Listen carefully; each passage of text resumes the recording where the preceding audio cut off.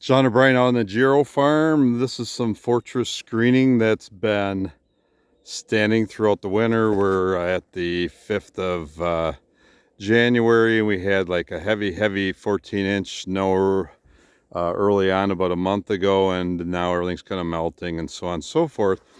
But as you can see here, I have about a 16 foot wide, I guess, is what the width was in this area, and it goes about 300 yards all the way along, dividing a couple fields up. And again, this is just marsh and unplantable this last year, but you can see this is what I would walk right along this path right next to the screening during gun season, and it's still standing. And again, it's because we build the tier.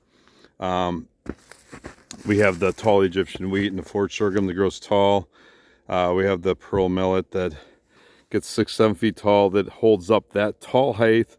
And then we have the grain sorghum that's about 4 foot tall on the average, that holds up the pearl millet that's holding up the tall stuff. So it's just like building a building, just picture how everything kind of holds together, and trusses and all that kind of stuff. And so that's why we tend to have better standability versus just tall one source type screening products. And this is some mix that I've had for a number of years with very minimal tweaks, because it just works.